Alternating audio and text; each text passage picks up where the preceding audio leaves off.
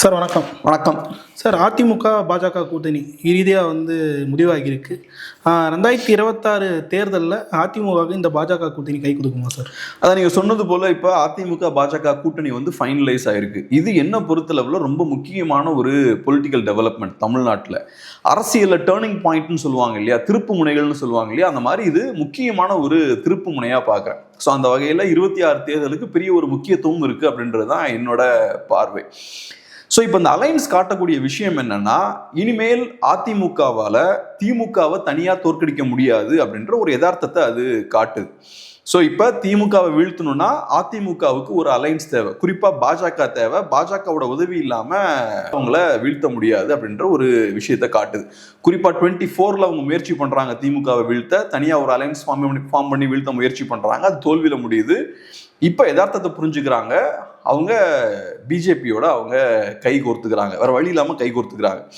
நிறைய யூடியூப் சேனல்ஸ்லாம் ஏதோ பாஜக அதிமுகவை கழுத்தை நெரிச்சு உள்ள கொண்டு வந்துட்டாங்கலாம் சொல்றாங்க.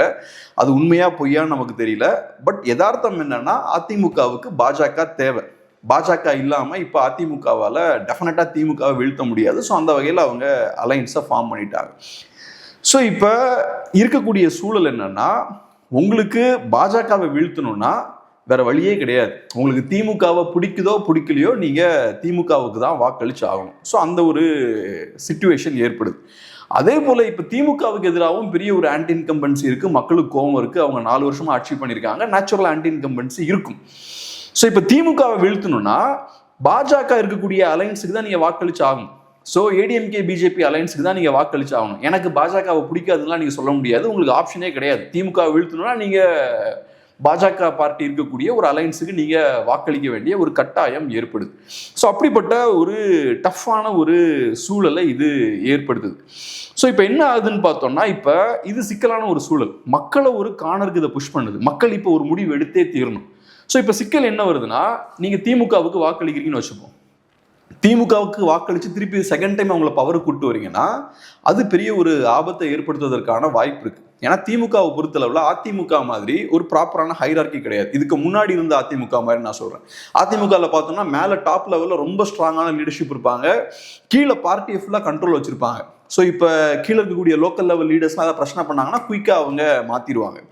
பட் திமுக எடுத்துக்கிட்டோம்னா நிறைய பவர் சென்டர்ஸ் இருப்பாங்க, டிஸ்ட்ரிக்ட் லெவலில் நிறைய பவர் சென்டர்ஸ் இருப்பாங்க. கீழே இருக்கக்கூடிய லோக்கல் லெவல் லீடர்ஸ்லாம் பார்த்தோம்னா மேலே காட்டோட கண்ட்ரோலில் இருக்க மாட்டாங்க. அவங்க ஒரு ட்ராக்ல தனியாக போயிட்டு இருப்பாங்க.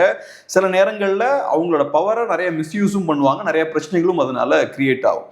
ஸோ இப்போ திமுக செகண்ட் டைம் கண்டிப்பாக ஜெயிக்கிறாங்கன்னா கீழே கூடிய இந்த லோக்கல் லெவல் லீடர்ஸ்லாம் இருக்காங்க இல்லையா, அவங்கெல்லாம் எம்பவர் ஆயிடுவாங்க. இன்னும் ரொம்ப அக்ரெசிவாக கிரவுண்டில் அவங்க காய்களை நகர்த்த ஆரம்பிப்பாங்க, வேலைகளை பார்க்க ஆரம்பிப்பாங்க. அது மக்களுக்கு பெரிய பிரச்சனைகளை ஏற்படுத்த வாய்ப்பு இருக்கு.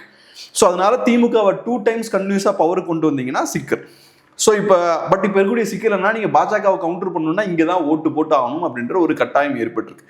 அதே மாதிரி இப்போ நீங்கள் பாஜக ஏடிஎம்கே அலைன்ஸுக்கு நீங்கள் வாக்களிக்கிறீங்கன்னா அதில் இருக்கக்கூடிய சிக்கல் என்னன்னு பார்த்தோம்னா, தமிழ்நாட்டை பொறுத்தளவில் நம்ம நேஷனல் பாலிடிக்ஸை வீழ்த்தி தான் திராவிட கட்சிகளை உருவாக்குறோம். ஸோ அதுக்கான காரணமே என்னன்னா, தமிழ் மக்களுக்குன்னு பிரத்யேக நலன்கள் இருக்கு, இந்த மண்ணுக்குன்னு சில நலன்கள் இருக்கு. அதை தேசிய கட்சிகள் சரியா ரெப்ரசன்ட் பண்ண மாட்டேங்கிறாங்க. குறிப்பாக காங்கிரஸால அந்த தமிழர்களோட நலனை சரியா ரெப்ரசன்ட் பண்ண முடியல. ஸோ அதுக்காக தான் நம்ம ரீஜனல் பார்ட்டிஸே உள்ள கொண்டு வரும். ஸோ இப்போ என்ன ஆகுது, திமுகவை வீழ்த்தணும் நீங்க அதிமுக பக்கம் போனீங்கன்னா திரும்பவும் அதிகாரத்தை தூக்கி நீங்க நேஷனல் பார்ட்டி கையிலே கொடுக்குறீங்க. ஏன்னா நேச்சுரலா அடுத்தது பாஜக ஸ்ட்ராங் ஆயிடுவாங்க. இப்பவே அதிமுக கொஞ்சம் வீக் ஆயிருக்காங்க, இனி போக போக பாஜக இன்னும் ஸ்ட்ராங் ஆவீங்க அதிகாரத்தில் உட்கார வச்சா. ஸோ இப்போ ஒரு டயலமா தமிழ் மக்களை பொறுத்தவரை நம்ம என்ன பண்ணலாம், திமுக சைடு போனாலும் பிரச்சனை, அவங்க ரொம்ப அக்ரெசிவா ஃபியூச்சர்ல ரொம்ப எம்பவர் ஆகிறதுக்கு வாய்ப்பு இருக்கு. அதிமுக பாஜக சைடு போனாலும் நமக்கு பிரச்சனை. ஏன்னா நம்ம யாரை வீழ்த்தணுமோ அவங்க கையிலே திரும்ப அதிகாரத்தை கொடுக்கக்கூடிய ஒரு சூழல் ஏற்படும். ஸோ இப்போ என்ன பண்ணலாம் அப்படின்ற ஒரு கேள்வி இருக்கு. என்ன பொறுத்தளவுல இப்ப தமிழ் மக்கள் சிந்திக்க வேண்டிய ஒரு காலகட்டம். இவ்வளவு நாளா அதிமுக திமுக மாத்தி மாத்தி ஓட்டு போட்டாங்க இல்லையா, இதுல இருந்து வெளியே வர வேண்டிய ஒரு தேவை, ஒரு கட்டாயம், ஒரு நிர்பந்தம் இப்ப ஏற்பட்டிருக்குன்னு நான் பாக்குறேன்.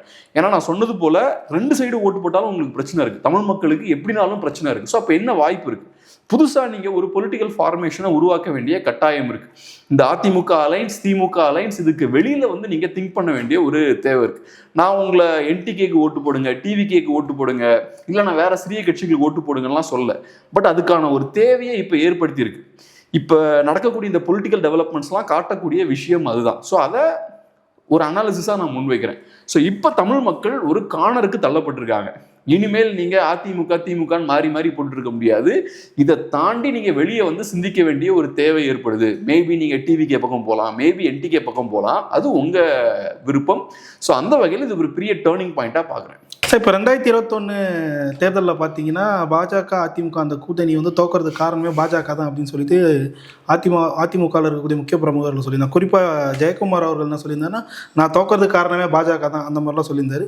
ஸோ இப்போ திருப்பி அந்த அதிமுக பாஜக கூட்டணி அமைஞ்சிருக்குன்ற பட்சத்தில் அந்த மாதிரி ஆட்கள் அந்த கட்சியில் இருக்கக்கூடிய முக்கிய பிரமுகர்கள் மத்தியில் என்ன அதிருப்தி ஏற்படுத்தியிருக்கும்? இப்போ நீங்கள் சொன்னது போல அதிமுகவில் இருக்கக்கூடிய சில தலைவர்களுக்கு இது சிக்கல் தான். அதிமுக பாஜக கூட்டணி உருவானதால அதிமுகவில் இருக்கக்கூடிய சில தலைவர்களுக்கு அது கண்டிப்பாக சிக்கல் தான். குறிப்பாக ஜெயக்குமார் மாதிரியான தலைவர்களுக்கு அது சிக்கல் தான். ஏன்னா ஜெயக்குமார் அவர்களை பொறுத்தளவில் அவரோட தொகுதியில் நிறைய கிறிஸ்டியன் ஓட்ஸ் இருக்கு ராயபுரம்ல. ஸோ அப்படி இருக்கும்போது பாஜகவுடன் நீங்கள் அலைன்ஸ் ஃபார்ம் பண்ணும்போது அது உங்களுக்கு பேக் ஃபயர் ஆகிறதுக்கான வாய்ப்புகள் அதிகம். ஸோ மைனாரிட்டி ஓட்ஸ் எந்த பகுதியிலலாம் அதிகமாக இருக்கோ அந்த பகுதிகளில் டெஃபினட்டாக அதிமுகவுக்கு அது பின்னடைவை ஏற்படுத்தும். பட் இதில் விஷயம் என்னன்னு பார்த்தோம்னா, இப்போ 24 டேட்டா வச்சு நம்ம பார்க்கும்போது என்டிஏ அலைன்ஸுக்கு 18% ஓட்ஸ் இருக்கு. 18%ன்றது மிகப்பெரிய ஒரு நம்பர். அஃப்கோர்ஸ் அது லோக்சபா எலெக்ஷன்ஸ் தான். லோக்சபா எலெக்ஷன்ஸ்னு வரும்போது மோடி அப்படின்ற ஸ்ட்ராங்கான ஒரு பிஎம் கேண்டிடேட் அவங்களுக்கு இருக்காங்க. ஸோ அதெல்லாம் சேர்ந்து அவங்களுக்கு ஒரு 18% வாங்கி கொடுத்துருக்கு. இந்த எலெக்ஷனில் அந்த அட்வான்டேஜ்லாம் என்டிஏ அலைன்ஸுக்கு இருக்காது, பிஜேபிக்கு அந்த அட்வான்டேஜ்லாம் இருக்காது. பட் இருந்தாலும் போன தடவை அவங்களால 18 வாங்க முடியுதுன்னா இந்த தடவை கண்டிப்பாக மினிமம் 10% வாங்குவாங்க. அதே மாதிரி இன்னொரு சைடில் என்டிகே பார்த்தோம்னா அவங்களும் என்ன பொறுத்தளவு மினிமம் அவங்க 8% வாங்குவாங்க. டிவிகேவுக்கு மினிமம் ஒரு 5% வாங்குறதுக்கான கெப்பாசிட்டி டிவிகேவுக்கு இருக்கு. ஸோ இப்போ தான் சேர்த்து பார்த்தோம்னாலே ஏறக்குறைய 23-25% வரைக்கும் ஓட்ஸ் வருது. இது எல்லாமே ஆன்டி டிஎம்கே ஓட்ஸ். இது எல்லாமே ஏடிஎம்கேவுக்கு போக வேண்டிய வாக்குகள் இதெல்லாம். ஸோ இவங்க எல்லாம் ஓட்ஸை பிரிக்கிறாங்கன்னா ஏடிஎம்கே ஜெயிக்கிறதுக்கான வாய்ப்பே கிடையாது. 100% ஏடிஎம்கே தோற்றுருவாங்க. ஸோ 26 எலெக்ஷன் அவங்க கண்டெஸ்ட் பண்ண வேண்டிய தேவையில்லை, கண்டிப்பாக தோற்றுருவாங்க. ஸோ ஏடிஎம்கே ஜெயிக்கணும்னா இந்த கட்சிகளை உள்ள கொண்டு வர வேண்டிய கட்டாயம் இருக்கு. ஏடிஎம்கே முயற்சி பண்ணி பார்க்குறாங்க, என்டிகே உள்ள வர மாதிரி தெரில, டிவிகே உள்ள வர மாதிரி தெரில, வேற என்ன ஆப்ஷன் இருக்கு அவங்களுக்கு? டிஎம்கே அலைன்ஸும் உடையிற மாதிரி தெரில, மைனாரிட்டி ஓட்ஸும் இங்கே ஷிஃப்ட் ஆகலை அவங்க எதிர்பார்த்தது போல். 23ல் அவங்க எலெக்ஷனை 23ல் அவங்க அந்த அலைன்ஸை பிரேக் பண்ணுறாங்க பிஜேபியோட, மைனாரிட்டி ஓட் ஷிஃப்ட் ஆயிரும்னு நினைக்கிறாங்க, அதுவும் நடக்கலை. ஸோ இப்போ கையில் இருக்கிற ஒரே ஆப்ஷன் அவங்களுக்கு பிஜேபியை உள்ளே கொண்டு வரணும். பிஜேபியை உள்ளே கொண்டு வந்தாச்சுன்னா என்டிஏ அலைன்ஸ் போன தடவை வாங்கின வாக்குகள் உள்ளே வருவதற்கான வாய்ப்பு இருக்குது. மினிமம் 10%லேருந்து 15% வரைக்கும் ஓட்ஸ் உள்ள வரதுக்கான வாய்ப்பு இருக்குது. ஸோ அதனால சில பாதிப்புகள் அது ஏடிஎம்கேவுக்கு ஏற்படுத்தினாலும் இந்த எலெக்ஷனில் அவங்களுக்கு வேற வாய்ப்பு கிடையாது. ஸோ அதனால அதை பண்ணுறாங்க. இதில் இன்னொரு சிக்கல் என்னன்னா, நான் எப்படி பார்க்குறேன்னா, பிஜேபியோட அதிமுக சேர்றதால லாங் ரன்ல கண்டிப்பாக அதிமுகவுக்கு இது பெரிய ஒரு இழப்பு தான். கண்டிப்பாக அதிமுக இனி போக போக வரக்கூடிய நாட்களில் இன்னும் கொஞ்சம் கூட அவங்க பலவீனப்பட போகிறாங்க. அது 100% ஷுவர், அது நடக்க தான் போகுது. ஏன்னா இப்போ இந்த எலெக்ஷன்லேயே 26ல் அதிமுகவுக்கு பாஜக கண்டிப்பாக ரொம்ப தேவைப்படுறாங்க. அப்போ பாஜகவுக்கும் அது தெரியும்ல, நம்ம இல்லாமல் அதிமுகனால ஒன்றும் பண்ண முடியாதுன்ற விஷயம் தெரியும். நிறைய டிமாண்ட் பண்ணுவாங்க, நிறைய சீட்ஸ் டிமாண்ட் பண்ணுவாங்க. ஸோ பரவலாக சொல்லப்படுற விஷயம் என்னன்னா, மினிமம் 40 சீட்ஸ் வரைக்கும் அவங்க டிமாண்ட் பண்ணுவாங்கன்றாங்க பாஜக மட்டுமே. ஸோ அப்படி டிமாண்ட் பண்ணுறாங்கன்னா என்ன ஆகும்? அதிமுக நிறைய சீட்ஸை தூக்கி மற்ற கட்சிகள் கொடுக்க வேண்டிய தேவை ஏற்படும். அதிமுக கட்சிக்குள்ள நிறைய அதிருப்திகள் ஏற்படுத்தும். அதிமுக கட்சியை பெருசாக பலவீனப்படுத்தும். ஸோ போக போக அதிமுக அப்படின்ற பார்ட்டி வந்து வீக் ஆகும். பட் இருந்தாலும் இந்த எலெக்ஷன்ல அதிமுகவுக்கு ஒரு வழி கிடையாது. அவங்க பாஜகவை உள்ள கொண்டு வந்து தான் ஆகணும். ஏன்னா வேற எந்த ஆப்ஷனுமே அவங்களுக்கு ஓப்பனாக இல்லை.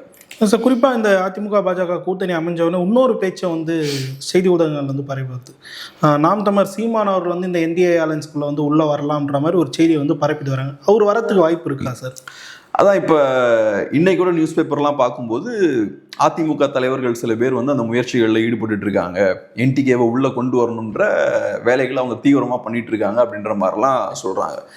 என்ன பொறுத்தளவில் அதை நம்ம ஏற்கனவே நிறைய சொல்லிட்டோம், அதுக்கான வாய்ப்புகள் ரொம்ப குறைவு. ஏன்னா இப்போ ஒரு கட்சி இன்னொரு கட்சியோட கூட்டணியை வைக்குதுன்னா வெறுமனே நம்ம திமுகவை வீழ்த்தணும் அப்படின்றத மட்டுமே அடிப்படையாக வச்சு ஒரு கூட்டணியை உருவாக்க முடியாது.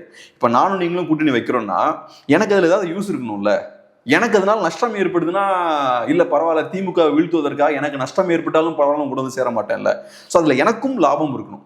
அந்த வகையில பார்க்கும்போது நாம் தமிழர் கட்சிக்கு இந்த கூட்டணியில லாபம் கிடையாது. ஏன்னா நாம் தமிழர் கட்சி இன்னைக்கு 1-8% டெவலப் ஆயிருக்காங்கன்னா கூட்டணி வைக்காம நாங்க மாற்று அரசியலுக்கான ஆட்கள்னு சொல்லி தான் அவங்க இந்த வாக்குகளை வாங்கியிருக்காங்க. ஸோ நீங்க திரும்ப போய் நீங்க அதிமுகவோட கூட்டணி வைக்கிறீங்கன்னா உங்களோட பேர் கெட்டு போயிடும், உங்க கிரெடிபிலிட்டி உடஞ்சு போயிடும். மக்கள் உங்களை நம்பி வாக்களிச்சிருக்காங்க, அந்த வாக்கை திருப்பி கொண்டு போய் நீங்க ஏடிஎம் கிட்டே கொடுக்குறீங்க. ஆனால் சார் கடந்த 2021 தேர்தலில் பார்த்தீங்கன்னா கிட்டத்தட்ட ஒரு 60 இடங்கள் மேலே அதிமுகவும் திமுகவும் இருக்கக்கூடிய டிஸ்டன்ஸ் அந்த ஓட்ஸை வந்து நாம் தமிழர் தான் வாங்கியிருக்காங்க, அதுக்கு மேலே வாங்கியிருக்காங்க. ஏதோ ஒரு வகையில் வந்து நாம் தமிழர் வந்து அதிமுக தோல்விக்கும் காரணமாக இருக்காங்கன்ற பட்சத்தில் இப்போ திருப்பி போனால் இவங்களுக்கும் ஆட்சி அதிகாரத்தில் பங்குன்னு சொல்லிட்டு எடப்பாடி அவர் சொல்லியிருக்காருன்ற பட்சத்தில் இவங்க சட்டமன்றத்தில் போகிறதுக்கு இது ஒரு வாய்ப்பாக தானே சார் அமையும். இப்போ நீங்கள் சொன்ன விஷயம் இருக்கு இல்லையா, அது அதிமுகவோட பிரச்சனை, அது நாம் தமிழர் கட்சியோட பிரச்சனை கிடையாது. இப்போ நாம் தமிழர் கட்சி வாங்குற வாக்குகளால் அதிமுக தோக்குறாங்கன்னா அது அதிமுகவோட பிரச்சனை. நாம் தமிழர் கட்சி எதுக்கு அதை பத்தி கவலைப்படணும்? இல்ல இவங்க இணைஞ்சா அந்த இடத்துல இவங்களுக்கும் அதிகாரம் கிடைக்கும், இவங்களும் சட்டமன்ற உறுப்பினர் பெறலாம். இப்ப அடுத்து அந்த இடத்துக்கு நம்ம வருவோம். இப்ப நீங்க சொல்ற மாதிரி இப்ப அதிமுகவும் என்டிகேவும் கூட்டணி வைக்கிறாங்கன்னு வச்சுப்போம். கூட்டணி வைத்து அதுக்கப்புறம் வாட் நெக்ஸ்ட், அதுக்கப்புறம் என்ன நடக்கும் அப்படின்ற விஷயத்த நம்ம பார்ப்போம். இவ்வளவு நேரமா கூட்டணி வச்சா என்ன லாபம் அந்த விஷயங்கள்லாம் நம்ம நிறைய டிஸ்கஸ் பண்ணியாச்சு. நம்ம அடுத்தது கூட்டணி வச்சதுக்கு அப்புறம் என்ன நடக்கும் அப்படின்ற விஷயங்களை பார்ப்போம். ஸோ கூட்டணி வச்சாச்சு, ஜெயிச்சிட்டாங்கன்னே வச்சுப்போம். பிஜேபி, அதிமுக, என்டிகே எல்லாருமே சேர்ந்து இந்த எலெக்ஷனை ஜெயிச்சிட்டாங்கன்னு வச்சுப்போம்.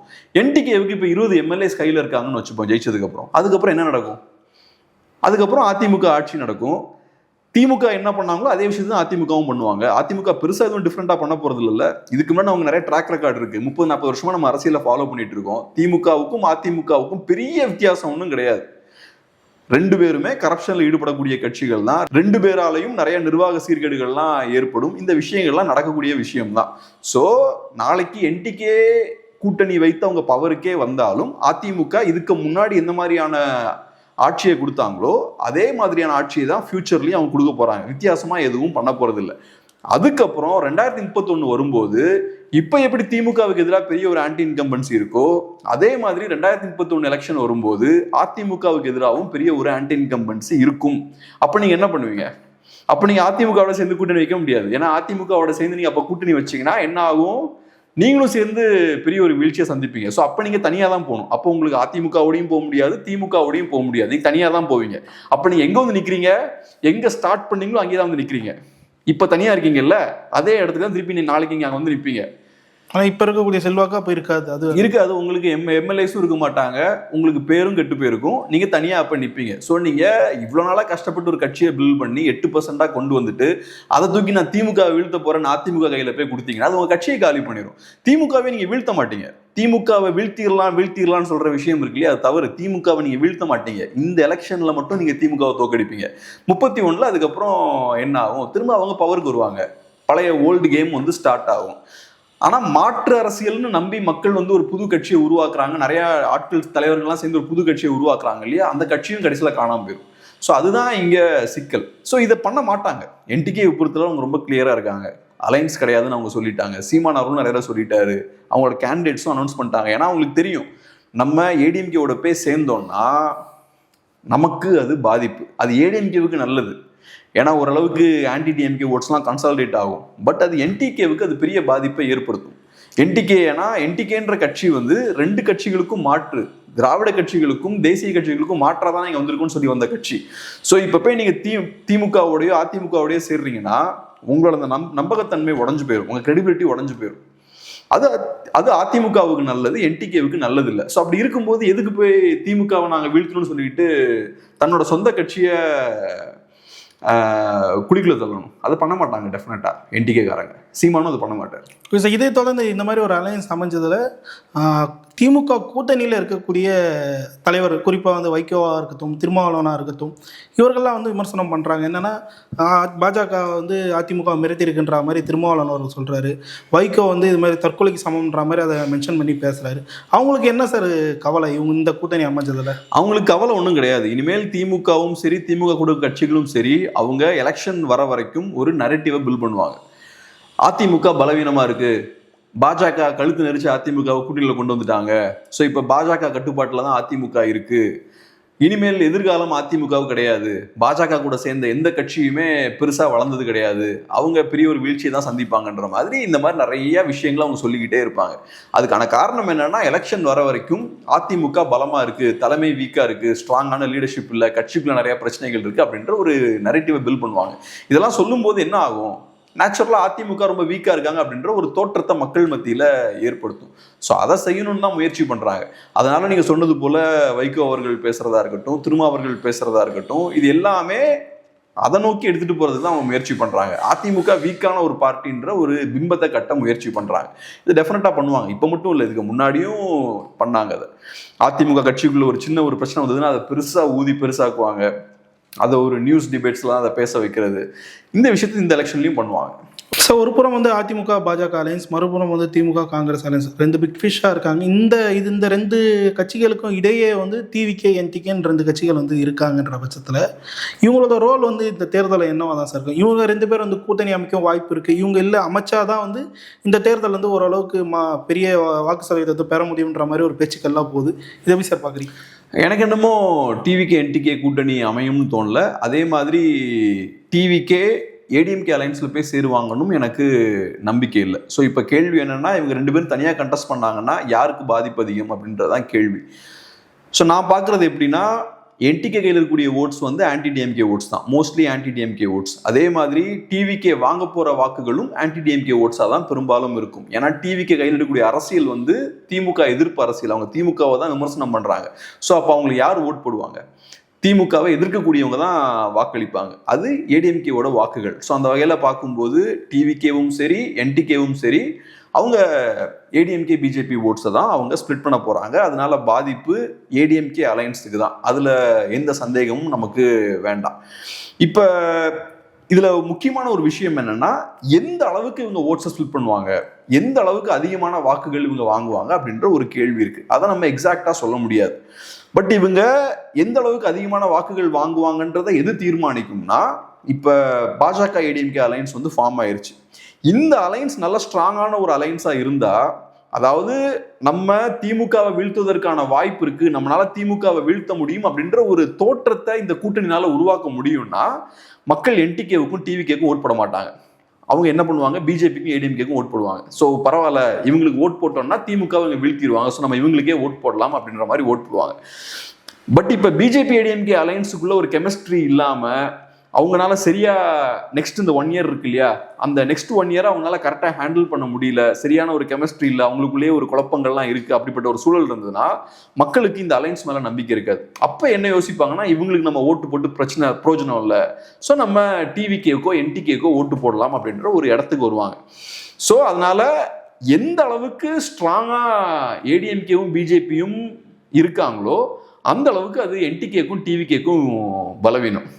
ஸோ இவங்க வீக் ஆனாங்கன்னா, பிஜேபி ஏடிஎம்கே அலையன்ஸ் வந்து வீக் ஆனாங்கன்னா, வீக்கா இருக்கிற மாதிரியான ஒரு தோற்றம் இருந்ததுன்னா அது என்டிகேவுக்கும் டிவிகேவுக்கும் அது லாபம். பட் இப்போ இருக்கக்கூடிய சூழல் என்னன்னா, இந்த அலையன்ஸ் நம்ம ஃபைனலைஸ் பண்றாரு இல்லையா அமித்ஷா அந்த ப்ரெஸ் மீட்டை பார்க்கும்போதே பெரிய எனர்ஜி இல்லை, எல்லாரும் ரொம்ப சோகமா இருக்காங்க, இபிஎஸ் அவர்கள் பேசவே இல்லை. ஸோ அதெல்லாம் பார்க்கும்போது ஒரு பெரிய ஒரு கோஆர்டினேஷனோ பெரிய ஒரு கெமிஸ்ட்ரியோ அங்கே இருக்கிற மாதிரி தெரில. பொதுவாக இந்த மாதிரியான ஒரு அலையன்ஸ் ஃபார்ம் பண்ணும்போது ஒரு பெரிய டெவலப்மெண்ட் ஏற்படும் போது ஸ்டேஜில் நிறைய எனர்ஜி இருக்கும், கேடஸ் மத்தியில் பெரிய ஒரு எனர்ஜியையும் பெரிய ஒரு ஊக்கத்தை அது ஏற்படுத்தும், வரவேற்பை ஏற்படுத்தும், எழுச்சியை ஏற்படுத்தும். அதெல்லாம் பெருசாக நடந்த மாதிரி இல்லை. ஸோ இப்படி இந்த மாதிரியான ஒரு சூழல் இருக்கும்போது மோஸ்ட்லி மக்கள் என்ன பண்ணுவாங்கன்னா, இவங்களுக்கு வாக்களிக்கிறதுல பிரோஜனம் இல்லைன்னு பார்க்கறதுக்கும் வாய்ப்பு இருக்கு. ஸோ அதனால என்டிகே டிவிகே சைடு வரதுக்கும் வாய்ப்பு இருக்கு. அப்புறம் இன்னொரு முக்கியமான விஷயம் என்னன்னா, திமுக எதிர்ப்பாளர்கள் இருக்காங்க இல்லையா, அவங்க நிறைய பேர் பிஜேபியும் ஏற்றுக்க மாட்டாங்க. ஸோ இப்போ அந்த மாதிரியான ஆட்கள் வந்து ஏடிஎம்கே பிஜேபி அலையன்ஸ்ல இருந்து வெளியே வரதுக்கான வாய்ப்பு இருக்கு. ஸோ அந்த ஓட்ஸும் என்டிகேவுக்கும் டிவிகேக்கும் ஷிஃப்ட் ஆகிறதுக்கு வாய்ப்பு இருக்கு. ஸோ அதனால பிஜேபி ஏடிஎம்கே அலையன்ஸை பொறுத்தளவில் அவங்க ஸ்ட்ராங்காக பெர்ஃபார்ம் பண்ணுறாங்க, நல்லா ஸ்ட்ராங்கான ஒரு தோற்றத்தை ஏற்படுத்துகிறாங்கன்னா அது என்டிகே டிவிகேவுக்கு சிக்கலை ஏற்படுத்தும். பட் ஒரு வீக்கான தோற்றம் தான் இருக்குது, பெரிய கெமிஸ்ட்ரிலாம் இல்லை அப்படின்னா அது இந்த ரெண்டு கட்சிகளுக்கும் நல்லது. அது நம்ம எலெக்ஷன் கிட்ட வரும்போது தான் நம்ம சொல்ல முடியும். இன்னொரு கட்சி வந்து மிகவும் குழப்ப நிலையிலே இருக்கிற மாதிரி தெரியுது, பாட்டாளி மக்கள் கட்சி. அவங்க வந்து எந்த அலையன்ஸில் போவாங்கன்றது வந்து ஒரு குழப்பத்தை ஏற்படுத்தக்கூடிய ஒன்றா இருக்குது. ராமதாஸ் வந்து அதிமுக விரும்புகிறார், அன்புமணி அவர் வந்து பாஜக விரும்புகிறதா வந்து செய்திகள்லாம் வெளியே வந்துட்டுருக்கு. அவங்களோட நிலை என்னவா தான் சார் இந்த கூட்டணி கண்டிப்பாக இண்டாக்ட் ஆவாங்களா இந்த கூட்டணியில்? இப்போ ஏடிஎம்கே பிஜேபி அலையன்ஸ் வந்து இப்போ ஃபார்ம் ஆயிருச்சு. அதே போல் டிஎம்கே அலையன்ஸும் ரொம்ப ஸ்ட்ராங்காக இருக்குது. இப்போ இருக்கக்கூடிய யதார்த்தம் என்னன்னா, ஏடிஎம்கே அலையன்ஸுக்குள்ள இன்னும் சில கட்சிகள் உள்ளே போகலாம். அதுக்கான ஸ்பேஸ் வந்து ஏடிஎம்கே பிஜேபி அலையன்ஸில் இருக்குது. பட் இப்போ டிஎம்கே அலையன்ஸை பொறுத்தளவில் ஏற்கனவே அங்கே நெருக்கடியான ஒரு சூழல் தான் இருக்குது. நிறைய கட்சிகள் உள்ளே இருக்காங்க. புதுசாக பிஎம்கே மாதிரியான இன்னொரு கட்சியை உள்ளே கொண்டு வரதுக்கான ஸ்பேஸ் அங்கே கம்மி. அது போக அவங்க டிஎம்டிகேவோடையும் அவங்க பேச்சுவார்த்தைகள் நடத்திட்டு இருக்காங்க. பிஎம்கே மாதிரியான ஒரு கட்சி உள்ளே வந்தால் டெஃபினட்டாக அவங்க நிறைய சீட்ஸ் கேட்பாங்க. ஒரு 20 சீட்ஸாவது மினிமம் அவங்க கேட்பாங்க. அதை எங்கிருந்து கொடுக்க முடியும் அப்படின்ற ஒரு கேள்வி இருக்கு. அது போக விசிகேவும் பிஎம்கேவும் ஒரே அலைன்ஸ்ல இருக்கும்போது அது எப்படி கெமிஸ்ட்ரி கரெக்டாக ஒர்க் ஆகுமா அப்படின்ற கேள்வி இருக்கு. அது விசிகேவை கோவப்படுத்துறதுக்கான வாய்ப்புகளும் இருக்கு. ஸோ இப்படி நிறைய பிரச்சனைகள் இருக்கு. பிஎம்கேவை டிஎம்கே அலைன்ஸ்குள்ள கொண்டு வந்தால் நிறைய பிரச்சனைகள் இருக்கு. அதனால அந்த பக்கம் போறது கஷ்டம் பிஎம்கேவுக்கு. இன்னொரு சைட்ல இப்ப பிஜேபி தனி ஏடிஎம்கே தனின்ற சூழல் கிடையாது. ரெண்டு பேரும் ஒன்று சேர்ந்தாச்சு. ஸோ இப்ப பிஎம்கே கையில் இருக்கக்கூடிய ஒரே ஆப்ஷன் என்ன, அந்த சைட்ல தான் போய் சேரணும். ஸோ அதனால எனக்கு என்னமோ பெருசா எதுவும் சிக்கல் இருக்குன்னு தோணல. அவங்க கட்சிக்குள்ள ஏதோ பிரச்சனை போய்கிட்டு இருக்கு. அது மோஸ்ட்லி அது ஃபேமிலி அஃபேர் தான். அப்பாவுக்கும் பையனுக்கும் இடையே நடக்கக்கூடிய ஒரு சண்டை தான் அது. அது ஒரு பக்கத்தில் ஏதோ நடக்கட்டும், அவங்க அதை ரிசால்வ் பண்ணிக்கிட்டோம். ஆனால் பிஎம்கேன்ற பார்ட்டியை பொறுத்தளவில் எனக்கு என்ன தோணுதுன்னா, இங்கே வந்து கடைசியில் ஐக்கியமாகி தான் ஆகணும். ஏடிஎம்கேவோடையும் பிஜேபியோடையும் ஐக்கியமாகி தான் ஆகணும். வேற வழி கிடையாதுன்ற மாதிரி தான் பார்க்குறேன். சரி, இறுதியாக ஒரே ஒரு கேள்வி சார். சமீபத்தில் பிரேமலதா விஜயகாந்த் அவர்கள் வந்து செய்தியாளர் சந்திப்பில் பேசியிருக்கும் போது அதிமுக பாஜக கூட்டணி வந்து அந்த இரு கட்சிகளுக்கான கூட்டணி தான் அப்படின்ற ஒரு விஷயத்தை பதிவு பண்ணியிருந்தாங்க. 2024 எலெக்ஷனில் நாங்கள் அவங்க கூட கூட்டணியில் இருந்தோம், தற்போது நாங்கள் இந்த கூட்டணியில் இல்லை அப்படின்ற மாதிரி ஒரு விஷயத்தை வந்து அழுத்தமாக பதிவு பண்ணியிருக்காங்க. அவங்க வந்து இந்த விஷயத்த சொல்கிறதுக்கான உள்நோக்கம் என்னவா சார் இருக்குது? கூட்டணியில் இல்லைன்னு சொல்லிட்டு சொல்கிறாங்க. 2026 வந்து ஒருவேளை சீட்ஸ் அதிகமாக கேட்கறதுக்காக இந்த விஷயத்த பேசுகிறாங்களா எப்படி சார்? அது ஒரு ரீசனாக இருக்கலாம். இப்போ நான் எந்த கூட்டணியிலும் இல்லைன்னு சொல்லும்போது இன்னும் கொஞ்சம் கூட ஸ்ட்ராங்காக நெகோஷியேட் பண்ண முடியும். அதுக்கான ஒரு விஷயமா இருக்கலாம். பட் டிஎம்டிகே வந்து அதிருப்தியாக தான் இருக்காங்க. அவங்க ஒரு ராஜ்யசபா சீட் எதிர்பார்த்தாங்க, அந்த விஷயங்கள்லாம் இருக்குது. அவங்க எதிர்பார்த்த விஷயங்கள்லாம் நடக்கலை. அதனால டெஃபினட்டாக அவங்க அதிருப்தியாக தான் இருக்காங்க. அதே போல் டிஎம்கே சைட்லேயும் அவங்கள உள்ளே கொண்டு வரணும் அப்படின்ற முயற்சிகளில் ஈடுபடுறாங்க. ஸோ அதனால் இதெல்லாம் வச்சு பார்க்கும்போது அவங்களுக்கு ஒரு டிமாண்ட் இருக்குது. டிஎம்கே சைட்லேயும் ஒரு டிமாண்ட் இருக்குது, ஏடிஎம்கே சைட்லேயும் ஒரு டிமாண்ட் இருக்குது. ஸோ அப்போ டெஃபினட்டாக நெகோஷியேட் பண்ணக்கூடிய வேலைகளில் தான் அவங்க ஈடுபடுறாங்க. அந்த விஷயத்தை அவங்க பண்ணுறாங்க. நல்லா ஸ்ட்ராங்காக நெகோஷியேட் பண்ணி கொஞ்சம் சீட்ஸ் அதிகமாக வாங்கலான்னு பார்க்குறாங்க. பட் நான் எப்படி பார்க்குறேன்னா, இப்போ டிஎம்டிகேன்ற பார்ட்டி ரொம்ப வீக் ஆகிட்டாங்க. இந்த லாஸ்ட் ஒரு 10-15 இயர்ஸில் நிறைய கட்சிகள் வீக் ஆகிருக்காங்க. கம்யூனிஸ்டுகள் ரொம்ப வீக் ஆகிட்டாங்க, எம்டிஎம்கே ரொம்ப வீக் ஆகிட்டாங்க, காங்கிரஸ் பார்ட்டி ரொம்ப வீக் ஆகிருக்காங்க. அந்த வகையில் டிஎம்டிகே கட்சியும் பார்த்தோம்னா பெரிய அளவில் பலவீனப்பட்டு போயிருக்காங்க. ஸோ இந்த ரெண்டு திராவிட கட்சிகளை தாண்டி இருக்கக்கூடிய சிறிய கட்சிகள் இருக்காங்க இல்லையா, அவங்க பெரிய அளவில் பலவீனப்பட்டிருக்காங்க. ஸோ அதனால் எனக்கு என்னமோ பெரிய டிஎம்டிகேவை பொறுத்தளவில் பெரிய டிசைடிங் ஃபேக்டர்லாம் அவங்க கிடையாது. பட் இருந்தாலும் அவங்களுக்கு ஒரு டிமாண்ட் இருக்குது. ஸோ அதை வச்சு அவங்க ப்ளே பண்ணிகிட்டு இருக்காங்க. பல்வேறு கேள்விக்கு தெளிவாக இருக்கும். நன்றி.